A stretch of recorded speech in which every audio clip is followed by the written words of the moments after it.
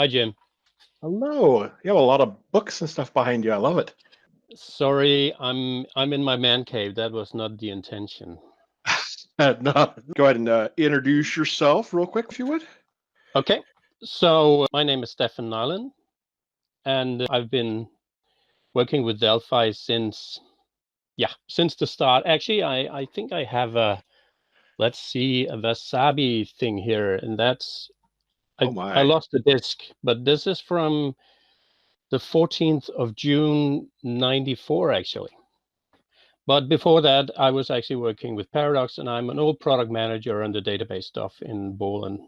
But I Ah, always love to work with Pascal. It's one of the first languages I learned, and yeah, it's Denmark, so we need to learn Pascal. And Poly Pascal was one of the first things I learned on CPM, so that was great.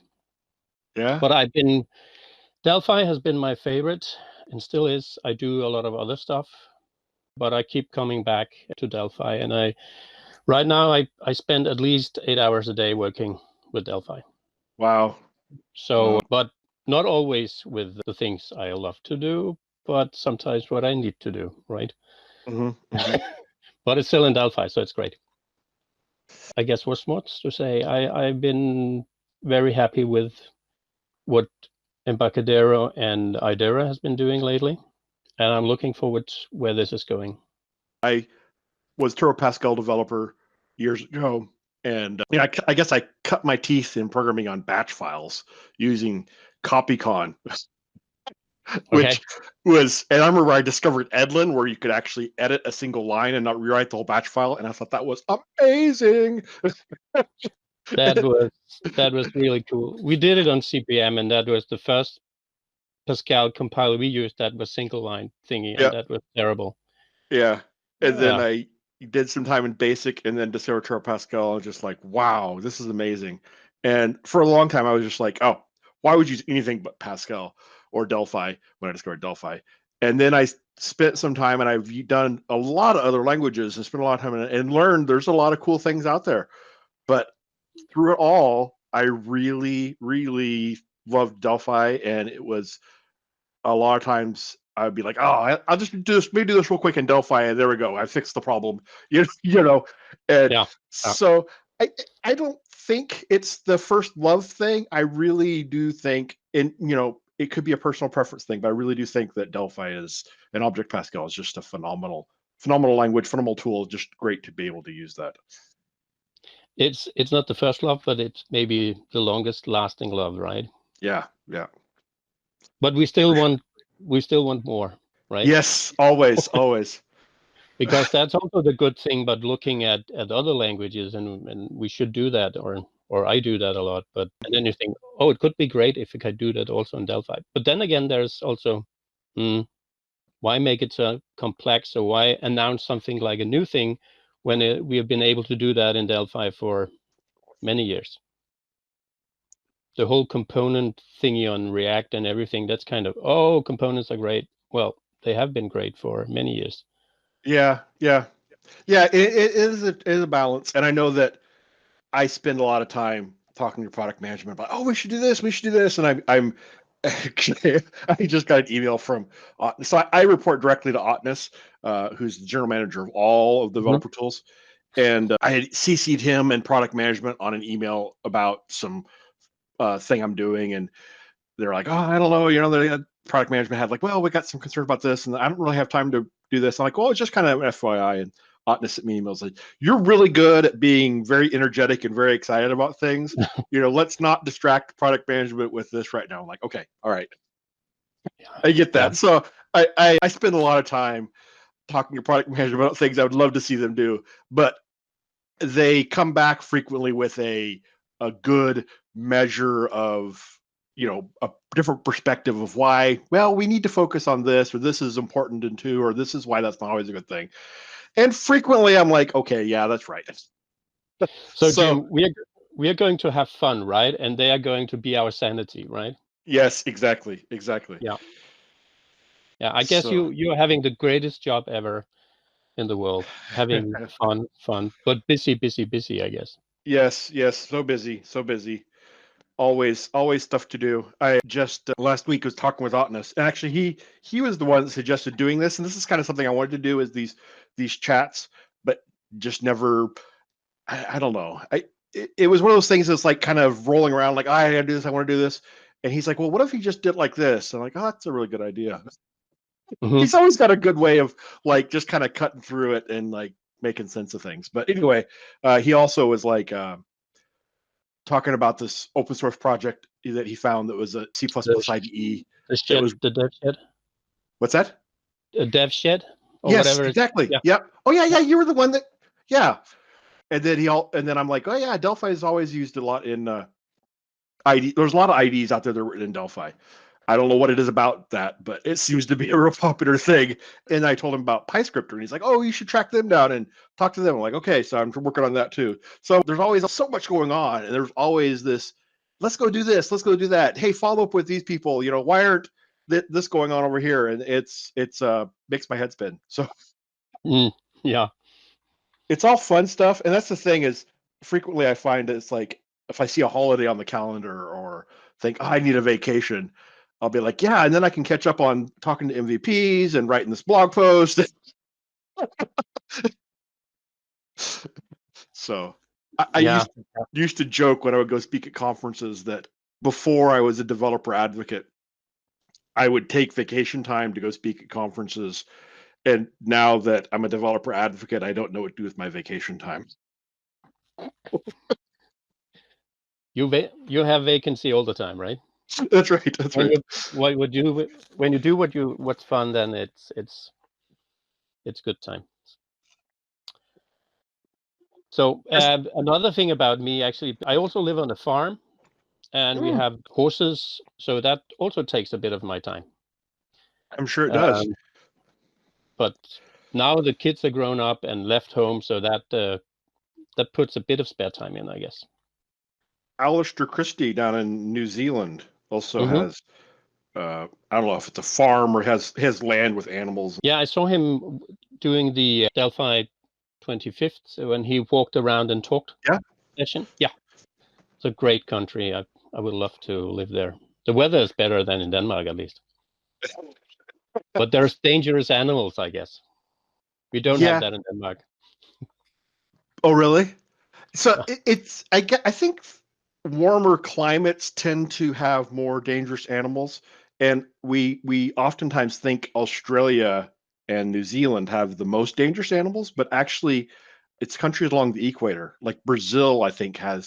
is way more dangerous animals than Australia, but we don't think about Brazil for some reason as that being that way. No, we think Oh, about it as a great Delphi country. yeah. Yes, yes. And yeah, it's interesting, and some of it has to do with like sizes of countries and stuff like that, but it's interesting seeing the countries that are like super hot for Delphi. Denmark, of course, the heritage of the language, I guess, part of that. A bit. I just talked to Jens this morning as well, Jens Fudge. There's Germany is huge for Delphi, and Brazil is huge for Delphi. I'm probably missing some. I know I am. So it's interesting, and I don't know why. Actually, I'm getting a lot of Middle Eastern countries now are getting a huge uptick in Delphi. South Africa's huge in Delphi. What was it? Turkey.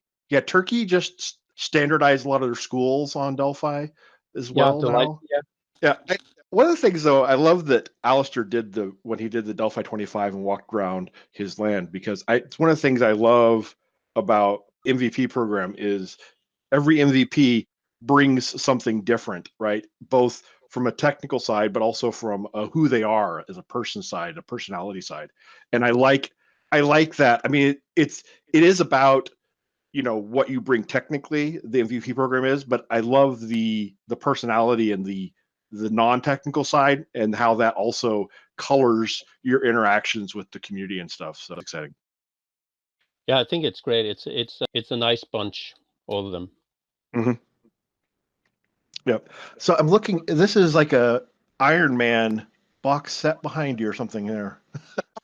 There is. I'm a Marvel fan.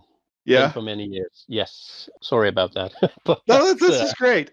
I collected a lot of Marvel stuff, Cool. and I guess I have all the Marvel comics that were in Danish. So, and one of my hobbies is also indexing comics thingy. Oh, really? So that's cool. That's the reason why one of my blog posts was about pattern matching in OpenCV. So doing comics, I thought it would fun because often I look at a comic, a Danish one or whatever, and then I have no clue where it came from. And then by pattern matching on the images, then you might be able to actually find it easier. Oh, Kind of really? Google thingy. Uh-huh. But yeah, so there's a lot of British stuff and Spanish, Italian stuff that is not really that indexed. So was it like finding a comic online and then using the pattern matching on it, or what was it you were doing? Well, actually, I had some of the comics in digital form. Uh-huh. So I also had the Danish thing. So I scanned that in, and then I tried to look for the same because it's forgetting the story. So I actually need the first frame or something from the story to actually find the same. Because Okay. you can see what character it is, but you might not know what story it is. And Sure, if it's sure. newspaper strips, it's kind of well, 4 panels a week, kind of hard to Yep. find when. And so that was kind of a fun project. Yeah. You know, it's interesting. I've talked to a lot of people that have used OpenCV for things, and they said this is it's one of those things that happens a lot in software development. Is you're like, oh, I have this idea, and then you can like get 80% of it done like really quick, but then like actually getting it all the way finished into something that would be a product that you could sell or other people could use takes so much more time. Getting from that initial prototype of proof of concept, it works, all the way out and finishing it is so much more work. So often, it's funny. What is it? The second 80%, right? Takes the second 20% takes 80% of the time. Absolutely, yeah. And I guess it's also often more to scratch an itch or see, can I do it? Can I actually fix that? Also, we have a small road here, and some people are driving too fast. So I thought, okay, I can use the open language plate number plate recognition thing, the open APL or whatever it's called, and then set some Raspberry Pi up and then do stuff and then monitor the whole thing and say, oh, you're driving too fast and everything. But I guess firstly, I'm probably not allowed to do that, and then I did the conceptual thing and then kind of done that. Let's see how it works. Okay, it works this way. Then next project. Yeah. I saw a post by a Delphi developer on Facebook that built a ventilator and built it himself. And he said, this isn't. I'm not medical. I'm not going to give it to anybody. Everybody's talking about ventilators. It sounded like an interesting thing, so I did a lot of research to understand how this works and stuff. And he built this machine, and it had all the controls were Delphi. He had some PIC program as well, but the UI and the main part behind the scenes was Delphi developed. So I'm going to try and talk with him about it. But it's neat, and it was good. I think that he positioned it as such that this was more just he was trying to understand it, because there's a wide chasm there between, like you said, scratching an itch versus thinking you have something that you're going to, share with the world. And it's interesting because a lot of people right now are trying to make medical devices that they get 80% of the way there. And it's like, no, medical devices have to be 100% every single time. Yes, it has to be very exact. Actually, regarding medical devices, my oldest is actually working in an electronic company where they actually certified to do medical instruments. So they are doing oxygen machines for the Danish hospitals, and they are busy like ever. Oh, I'm sure. They just got an extra order for 500 machines. So it's not their invention, but they're building them. So there's a lot of quality insurance in that one. Yep. So that was kind of fun. Yeah. Well, but for a crazy course. Oh yeah. Yeah. Yeah. It's hard when you're living through something like this, because it is both stressful and crazy and hard. At the same time, you got to look for what are the, not opportunistic, how to take advantage of other people's misery, but what's good, what's going on, what can I do? So yeah, it's tough. It's tricky. Yeah, but it also allows us to work more from home and get into the zone, right? So I guess Yes. from us software developers, we are not that hit mentally as other people are, I guess, if we could look at it that way. Yep. Although I found surprising how much just knowing this is going on and stuff, that it's just like this background process that is just, slowing me down everywhere else. Like I always have to be aware of this and thinking about it, which is tough. Yeah. So what sort of projects have you been working on lately? Anything new and exciting and such? I've been did you see my 25th anniversary Delphi Man video? I think so. I remember watching all of them, but Anyway. it's not coming to the front of my mind right now. Oh, I'm sorry. I didn't make voiceover because I actually hoped for the ultimate scenario where you and David I and Anders would do voiceovers. Anyway, it's the Siege of Avalon. So I took this this old game, and then they also made another game called Hero X. They're both made in Delphi, and that was open source many years ago. And I wanted to look into that, and that first happened last year. So I forked that and I moved that to Delphi 10.3. And now I'm kind of, should I convert it to STL, or should I actually? It could be fun to do it FireMonkey stuff, because I did a character editor in FireMonkey, and I redid that. So I made a 25th anniversary video where it's actually Delphi Man is running around in the medieval scenario on the Camelot thingy, and I remember we had the talk earlier with the Camelot reference with Anders. He was talking about they're referring to the Knights of the Round Table. Right, and they did the presentation. So everything clicked in there. And you're actually one of the persons there. And this Delphi Man came to look at search for David I, actually. And there's a bit of dialogue, and I hope you don't mind when you see it. But it was fun to make. I may have missed that I need to go watch that. That sounds really cool. That sounds great. I would love to see it. I saw that you were doing some Siege Avalon stuff. So I knew you'd done that, but yeah, and then I made this Puck Studio, which is the editor for the Pucks files, and I'm redoing the whole thing now, because it's more like a player on what it's running on Linux and so on.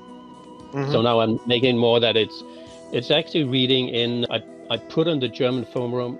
I didn't really put much more on my blog on that, but on the Siege of Avalon forum, I put in a video of concept on to change this actually to different ways of editing that. And there I'm reading a 3D model, a zombie model for that case, to just test and see what they want to, what works best for them. But let's see how it goes. It's still busy time, so I can't spend too much on that, unfortunately, but I would love to. It's fun and it's great. Oh, I know how that goes. So and I also found my old moleskin with a lot of ideas for things, right? But yeah, and I guess you took some of them, I guess, already. So there's no reason to. But that's good. I did. No, you didn't. You didn't knew you took them, right? Yeah. I thought, oh, I had the same idea, but anyway. You executed it a lot better. I have written a blog post once, and what's his name? He used to run the Delphi.about.com. Oh, I see his face. Anyway, post, and then the next day, he published the exact same blog post. I mean, it was, had the same tips, but it was written differently. It wasn't like he copied it, but it looked, the code snippets copied it. And I sent him an email like, man, I can't believe you would do this. I'm so upset. And he's like, I have to schedule these like a month in advance. It wasn't copied. I'm like, okay, I can see that. But it felt like he just totally like, oh, that's great, and rewrote it and just copied my code, changing one variable name or something like that. And it's one of those things that there are some things, there's really just one way to do it, right? And so, yeah, we stand on the shoulders of others, or others' code, at least in one way or another. Yeah. It's like music. There's only this many notes, right? Yeah, exactly. Yeah. But that's great. I tried to do a new blog post this Sunday, but it was one of these, 80% done, and then kind of, I thought, oh, 3/4 are working. This is absolutely great. And then it dawned on me, this doesn't really make any sense, what you're doing. So I was trying to do some Open Tools API, Uh-huh. get the text under the cursor with the rip text functions, and then I Uh-huh. thought, oh, I haven't seen these used before. That is really great. So this is great. Now I have the word under the cursor and the active editor, and but then, oh, I can't do what I want to do with this verb I have under the cursor. Oh, really? Maybe in the future when some new things happen, but let's see how it What goes. were you trying to? So you're just trying to read like under the mouse cursor or under the where the editor was at? Yeah, and then just on the context menu in the editor, actually do take that word and use for something. Now I'm probably just looking it up on DocWiki or something just to show the concept of it. Yeah. But I haven't seen the rip text function used anywhere, so I thought, that's something new. Yeah. I would love to get back into Open Tools API. I've done some really fun stuff with it in the past. I made and this is one of those, maybe it wasn't even 80% done. It was much less than that, but I made a thing where I could write SQL in the IDE, like in a string, and then highlight it and actually run the SQL there and actually have the type a table name and actually get a list of the fields in that table, for example, in the IDE, and then validate your SQL and stuff like that right there as you're working in the IDE. It's kind of cool, but it was not anywhere near being actually done enough to be useful. Yeah, I have one. I talked actually with David on that. I call it Git Monocle, like kind of a Git lens thingy. Yeah, right. And the only thing it does, which I miss in the IDE, is actually in the status bar. It shows the current branch of your code, and then it does some other things with Git on that. So it shows the blame on the line and so on. Because that's two of the things I need. I right now I need to go elsewhere to actually look for the blame or do the annotation or the kind of the current branch, because at my work I do a lot of branch switching all the time, and it happens once in a while. It's kind of, oh, I was in the wrong branch, and then, oh, I need to go back and reset the head and so on. So I was missing that, so I I put that in, but it's not really, it has been broken in every release of Delphi, and I guess it's it's breaking again soon. And I would have loved to put it in the project view, but project structure, but I couldn't really get into the tree view there easily, I thought. So I gave up on that and said, okay, at least I have the branch name in the structure and or in the status line, and then I have my blame on the line, and then I'm good. But that it was done kind of with the in processing thing. Like I did a blog with some scum VM stuff, and there I used that same tech thingy. Yeah. But maybe maybe in the future it could be done more asynchronous. Yeah. The LSP that's coming in 10.4, that's on the roadmap. That's pretty exciting. I think that's going to be, it's exciting to see some of that stuff evolving and moving forward, because I think it's going to give us a lot more flexibility and stuff. So yeah. Yep. It's really cool. Yeah. I would actually like to do, like I said, I've done some Open Tools API stuff before, but not in a while.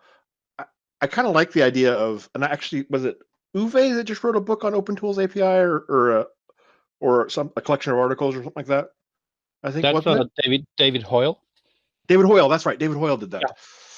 Yeah, I need to get him maybe do a webinar or something on that. I actually have it here. Oh, you do? Found it. Wow. And look at all the. Yeah. But there's good stuff in here, but there's also things I'm missing.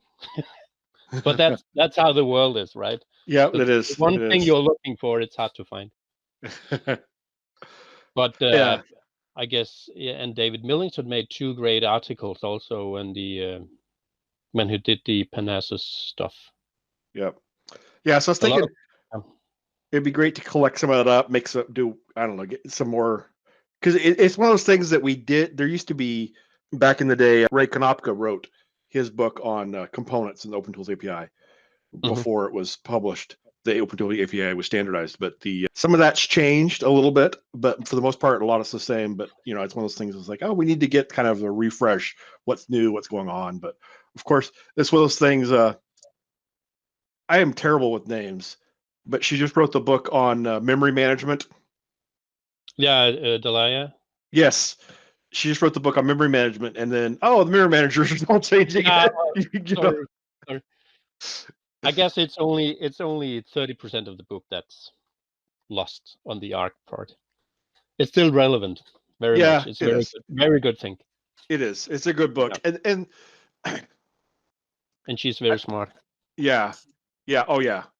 And I talk to people all the time. I've talked to people before that are like, oh, I want to wait until there's a change coming. I want to wait till it's like, you know what? As soon as that comes, there's going to be another change that's coming and another change that's coming. And, or I want to wait till this is perfect. It's like, it's not, as soon as that's perfect, you're going to see something else. It was like that game, Duke Nukem Forever, that was never released because they were always, they didn't have a deadline. You can't keep chasing features and never shipping. That you're not doing any good. No.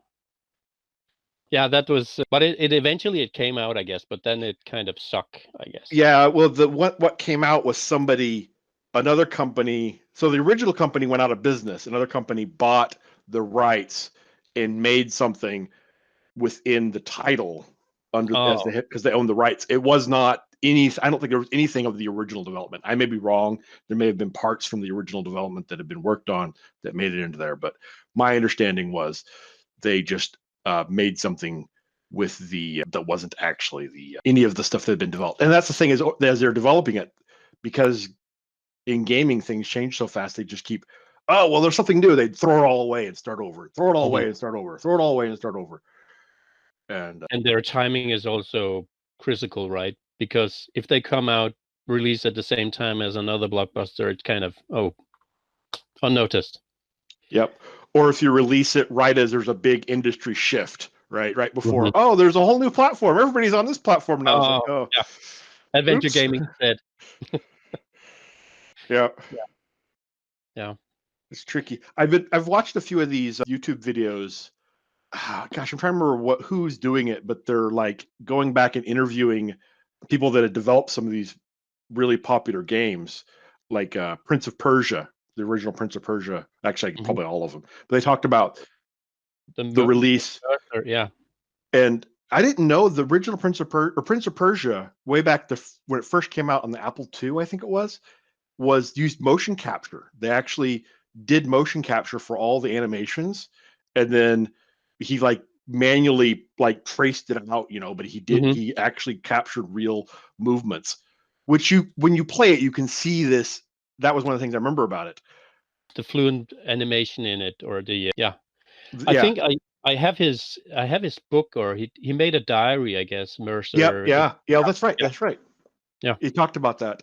But it's interesting how many of those ones I've read, though, that how often that they're like, oh, we heard this was coming, and so we're like, you know what, let's do this, right? They the timing was just right on with being on a certain platform right as it was big, or taking advantage of some new technology. And oftentimes there's also at the same time a lot of them were they did something and then something else happened and it changed fundamentally changed what they were doing as well at the last minute. So it there's certainly a bit of luck, but it's also definitely comes down to you just got to execute, and Yeah. and Yeah. But also it's kind of the stomach feeling, right? Should we follow this move and make this series of game in 3D? No, we shouldn't. Oh, that killed the adventure game business, right? That too many went into a 3D thingy. That's when I stopped playing them. Or when my wife was better at me than me. So besides some open tools API stuff, anything else you got interesting going on that you've been doing? I try to do more FMX in connection to the Puck Studio or the Siege of Avalon stuff. Now, did you use FMX for Linux on the Puck Studio? Yes, I did that. Yeah. Okay. So that was actually good. Actually, I managed to buy a lifetime license before it was into the enterprise version. Anyway, it's great. Support those people who make great. Yeah. Unfortunately, my Mac is an old model, so I need to upgrade that because I can't deploy to Mac currently. That's the thing with some of these proprietary built things. You can't. Yeah. They're closing us off, right? Yeah. So. Yeah, you can use. They have the virtualized where you can do like the Mac and cloud and stuff like that. But a couple of those got shut down too by Apple. They're like, nope, you can't do that. You're competing with hardware. I don't know. Apple does some things that are cool, but sometimes they do some things that leave me scratching my head. Yeah. Well, of course they need to earn money, I guess. Yeah. And discontinue. You can't keep supporting the same stuff years and years over. And I guess Embarcadero learned that also by going to a different model. So thankfully we can all push to the newest version, but it takes a bit. Yeah, it is a balance. I've talked to tech partners and MVPs and stuff about that, or community members too. Just they're like, oh, why can't this be free or cheap or open source? And it's like, yeah, I'm cheap personally. I'm right there with you, but at the same time, I know that it's expensive to do these things too. So yeah, I understand that you need to sometimes pay for things and support things and stuff. And there are times there's a number of, I watch a lot of YouTube videos, and then there's a number of YouTubers that I support on Patreon or something like that because I want to put that my money where I think it's important and support things and stuff. So yeah, I do the same. It's the same with Kickstarters also, that things you think it is a good idea, you've spent the money on that one directly. Yeah. Kickstarters are tricky because sometimes I get excited and buy into something that I think I'm purchasing, and then it doesn't happen. And there's other times that I support things on Kickstarter because I believe in it and think it should happen. Yeah, I'm still waiting for a coffee machine. Anyway. Yeah, but it's people who has the passion and love what they're looking at and try to help them do the project and finalize it. Hopefully, I love to do that. I think I don't want to get myself in trouble here, but I think that sometimes there is a bit. Gosh, what was it? Have you seen the movie White Christmas with Bing Crosby? That from like way back, I don't know how many years ago. And at one point he said the theme of the movie is there's these two guys that were in the army, and after getting out of the army, they start a show. They do a show that a Broadway type show, right? And they get a letter from a friend in the army that says, hey, my sisters have a show. Will you come check it out and give them some tips? And then they later find out it wasn't from their friend. It was actually from one of the sisters pretending to be their friend because she knew that these guys had some sway. And when one of the guys finds out, he goes, everybody's got a little larceny in them. Everybody's got an angle they're running. And this kind of pessimistic view, I found that's kind of true. I think every Kickstarter has, there's some truth to it, and there's some things they've done, and there's a little bit of we're not quite here yet. And it's a balance where, have you heard about Theranos, the thing where they're going to do the blood tests? this was really big news a few years back, and I looked into it, and I honestly believe that at one point they were like, just had that, gumption. They're like, yes, we can do this. We believe in the technology. We see it. We look like it's going to be there. And at some point they crossed the line of, not accepting reality. I mean, that was something Steve Jobs was famous for, is the people would say, can't do it. And he's like, no, we're going to do it. And then they would do it, so you gotta, but it's not always easy. But you're right. It's I'm actually not supporting that many Kickstarters anymore, because after it got more and more popular, I think it's maybe I'm not that monitoring it that much anymore, but now it's typically the same people I pledge for when they do new stuff, because I know they deliver and I like their stuff. Mm-hmm. I'm not that good at looking into the new things. I've seen a few things that are claimed to be based on some sort of scientific breakthrough, and I don't consider myself to be a scientist or completely educated in all things related to science, but a few of them are like, I don't think the science works that way. And a lot of them didn't turn out, or even if they did deliver something, it wasn't as good as it was supposed to be. Yeah, cool. I try to move the money away from the idea. It's just itching a scratch. Yes, exactly. And I think that some of the best stuff comes out of that. I think I love when you find the restaurant that somebody loves to cook, and they have this dish they just love to make, right? And they're like, oh, I should start a restaurant. And some people do that. Yeah. I'm not self-employed currently, and that's a good thing and a bad thing, right? Because then there's not too much time for good things, good funny projects, but then you don't earn money anyway, there's the whole administration thingy. That's kind of self-employed. Oh, there's the whole thing. I need to do my taxes, I need to do everything, and then kind of that takes fun out. Yep. That is so true. Is there anything else you would like to mention or talk about going on, or anything I could do for you? I should have this man cave cleaned up again. There's too many old books and too much old stuff, I guess. But anyway, I did I show you these one? I found these also. Oh, is that old Turbo Pascal floppy? Oh my goodness. Yes, 8-inch. 8-inch. Oh, yep. I did not see that. I do have a 5.5 inch. 5.25. 5.25 inch Turbo Pascal. Yep. I have a whole box of these, all the old masters from the Scandinavian office. Wow. So there's a lot of stuff in there, but it's kind of, what should I do with it? It's kind of, I put it up in frames on the wall, I guess. Great. Well, this has been fantastic. I had totally missed these videos of yours. I will definitely take a look at those, and I will maybe add some to that as well. So share them out too.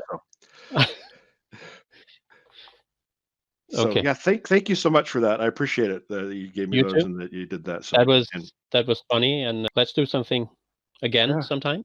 Good luck. Thanks for everything you do. Appreciate it. Thank you, Jim. Great. Thanks. Stay safe. Take care. Bye-bye. You too. Bye.